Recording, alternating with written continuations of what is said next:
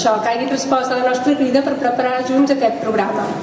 Aquest programa que comença la setmana que ve amb una conferència de Marc Sureda, el comissari. Avui ens farà una mica de presentació de l'exposició, però el divendres vinent ens en parlarà amb més profunditat i ens parlarà de les claus d'aquest llenguatge d'aquesta època.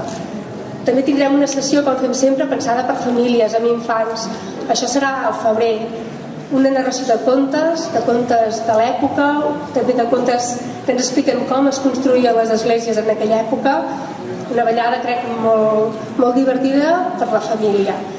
També tindrem una xerrada que ens parlarà, ja per als adults, com són les construccions en aquella època, amb quin motiu i per què, a càrrec d'en Jaume Moya. I també tindrem un concert-conferència aquí a la sala, a càrrec de Toni Madueño, que ens aproparà els instruments i la música del romànic.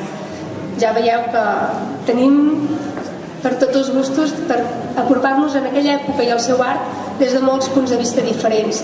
I evidentment tots els grups estan convidats a venir a visitar l'exposició amb una visita dinamitzada des dels més petits fins als més grans. Ens podem posar d'acord per un dia i una hora per poder aprofitar i veure aquesta exposició. Jo no xerro més perquè ja veieu que som molta colla i també tenim encara una mica més de tastet musical, així que si us sembla cedeixo la paraula al senyor Joan Calmet, regidor de Cultura de l'Ajuntament de Manresa.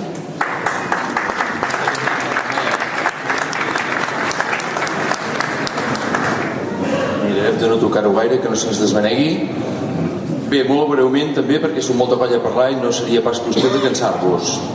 Alcalde, Montjunyent, delegada territorial, Francesc Riera de la Caixa, Francesc Gasol, dels Amics de l'Art Romànic, i el nostre comissari, en Marc. Bé, en una ciutat com Manresa, en què el romànic hi és present a través d'una entitat que la defensa i procura per la seva difusió i present en els seus monuments i en tota la història que hi porta, penso que és important que s'hagi pogut portar aquesta exposició a la nostra ciutat. Un país com el nostre, tots els països són com un arbre, no? Com més gran és l'arbre, més fondes han de ser les arrels, i les arrels de Catalunya, del nostre país, de la nostra nació, estan en aquesta època, la del romànic, que ens envolta i que podrem gaudir amb aquesta exposició. Per tant, benvinguda sigui, benvingut pel que representa, i content una vegada més, us ho repeteixo, que estigueu aquí i ens acompanyeu en aquest acte. Gràcies. Si us sembla, coneixem una miqueta l'exposició de la mà d'en Marc Sureda, comissari, conservador del Museu Episcopal de Vic també. Merci. Ha estat una opció perfectament lícita, però els organitzadors d'aquest programa, o les institucions capdavanteres d'aquest programa, van decidir que volien fer una altra cosa, una mica més agosarada i potser, diguéssim, més atrevida des del punt de vista en què renunciaven a una certa visibilitat, oi, de l'obra feta, i ho feien en favor d'una voluntat d'explicar el romànic i d'ajudar que es gaudeixi d'aquest romànic més enllà d'allò que s'ha restaurat, explicar per què és important restaurar allò que s'ha restaurat, explicar per què aquest romànic té coses a dir-nos, no? I per fer-ho, doncs, vam pensar de fer una exposició que parlés no només de l'art romànic, sinó que a través d'aquest art romànic ens pogués parlar una mica del temps del romànic. Per això l'exposició es titula com es titula, Temps del romànic, art, vida i consciència. Per fer aquesta exposició es van valdre de dues potes. Jo avui sóc aquí com a comissari o cocomissari d'aquesta exposició, jo que em dedico professionalment a l'art medieval i particularment determinats aspectes de l'art romànic, però dic que sóc el cocomissari. Aquí hi ha hagut una altra comissària que avui no pot ser amb nosaltres perquè viu als Estats Units des de fa un temps i per tant li cau una mica lluny, que és la Sílvia Bravo, i que és especialista en divulgació de la recerca científica. Per tant, vostès entendran com està feta aquesta exposició tenint en compte que hi ha continguts relatius estrictament al que és l'art romànic i l'època del romànic, continguts lògicament que els que de vostès hi estiguin més familiaritzats veuran que estan resumits, que estan sintetitzats. No podem explicar, una explicació mai no es pot explicar tot, oi? Però no podem explicar 3 segles, els segles 11, 12 i 13 a Catalunya són els segles del romànic en tota la seva complexitat, per tant hem de resumir aquests continguts, però aquests continguts, diguéssim, estan repartits en àrees diferents, estan repartits en una àrea de patrimoni art, en una altra que és més aviat de cultura, no en el sentit d'alta cultura, sinó en el sentit més aviat antropològic, en el sentit d'incloure-hi també la cultura popular, o la música, o altres manifestacions que quan parlem d'art romànic a vegades no tenim en primer terme pensades, oi? I també hi ha un altre apartat general que és l'apartat de la gent. gens del romànic, quan vam titular una mica, són aquestes pantalletes laterals de cada mòdul on vostès veuen uns personatges que reaccionen i que els expliquen coses de com ells perceben o interactuen amb el món del romànic. Vostès entendran, doncs, que aquesta exposició està feta des d'aquests dos punts de vista: explicar alguna cosa sobre el romànic i explicar-ho de manera que ens ajudi a copsar aquests continguts i a vincular-los amb l'època en què van ser produïts i amb diferents manifestacions del món en què van ser produïts. Això ho fem amb 5 àmbits diferents, un dedicat als pilars de l'estructuració social, però també del nou art. Un altre el dediquem a una cosa que hem anomenat els contrastos, que d'alguna manera ens ve a explicar, ens pot semblar que el romànic és tot molt semblant i que vista una església vistes totes, i no, puguem veure que això no és així, que hi ha unes variants per les quals aquest art romànic pot ser diferent i també es manifesta en una societat que és més diversa a vegades del que ens podem imaginar. Parlem del romànic català, europeu i únic per reflexionar una mica sobre allò que els deia abans, si aquest art romànic és molt català, com si l'haguéssim inventat aquí, o bé no ho és tant, o també el van inventar en altres llocs, i per què en definitiva hem considerat que era tan nostre. Parlem del missatge, perquè veiem que aquestes imatges del romànic, que a vegades ens fascinen, entre altres coses perquè potser no les entenem gaire, doncs explicaven un missatge que tenia a veure amb la configuració no només de la societat sinó del món tal com s'entenia en aquella època. I finalment la vida i els mons intentem també posar-nos a dins de la situació d'aquells que vivien en aquella època, mirant d'enfocar-nos també a manifestacions artístiques que no són només l'arquitectura i l'escultura i la pintura religiosa, sinó veure alguna cosa més que ens faci anar més enllà. Aquesta és a grans trets l'estructura i els continguts de l'exposició. No és una exposició que pretengui girar els nostres eixos conceptuals sobre el romànic, perquè se n'han fet moltes en aquest país, exposicions sobre el romànic i molt bones, i se'n faran moltes més, una exposició encarada sobretot a la divulgació, però sí que és una exposició que ens pot ajudar a arreglar algun concepte, a descobrir alguna cosa que no sabíem, a perfilar alguna idea que potser teníem apresa d'una altra manera.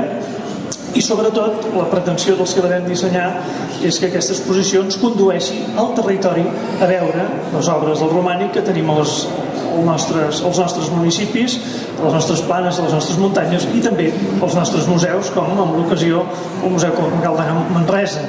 Està bé que al veure aquesta exposició ens porti al museu a veure allò de romànic que tenim, que és bo, i que els que no ho hàgiu descobert val la pena que ho descobriu, i que ens parla també de la realitat del romànic. Observaran també, i acabo amb això perquè si no menjaré tot el temps, que en aquesta exposició no hi ha peces, és una exposició sense peces, és normal.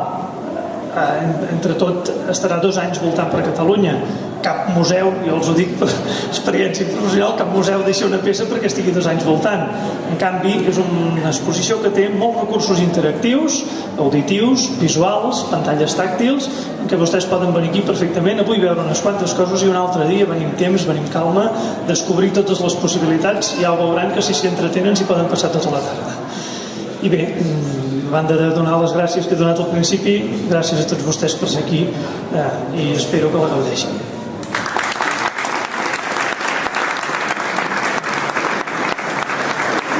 I sigui fortuït o no, sí que segur que alguna cosa a veure tota la població dels amics de l'art romànic, els conec des de fa molt temps, que cada any, també d'aquesta manera tossuda, preparen un programa en vida a les pedres que s'han mantingut fa més de 1000 anys de peus.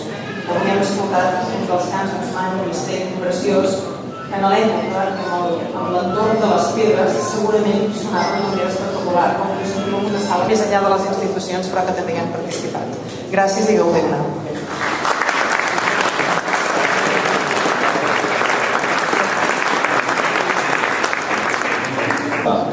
Aquesta inauguració, una molt important, encara no tenim una divisió territorial que ens afavoreixi, però després del Palau Robert, Lleida, Tarragona, la 4ª ciutat de Catalunya que gaudeix d'aquesta exposició és Manresa. Per tant, si no ens volen donar el títol de província, que continuïn fent aportacions a aquesta que continuem gaudint del privilegi de ser, en aquest sentit, una de les ciutats capdavanteres, en aquest cas, segur que gràcies als amics de l'art romànic, amb el seu president aquí al front i membres de la seva junta directiva. Sap de la mort de Francesc Junyent, que malgrat ell era biòleg i molts el van gaudir a les seves classes al Col·legi de la Salle avui, hi ha el seu comiat, però més enllà d'això avui, i ho hem parlat amb els membres de l'associació d'Amics de l'Art Romànic del Bages, avui li dedicaríem aquesta exposició que hagués gaudit, que hagués explicat i que hagués compartit amb tots nosaltres. Jo crec que avui és una exposició que s'ha de dedicar justament a Francesc Junyent. Res més.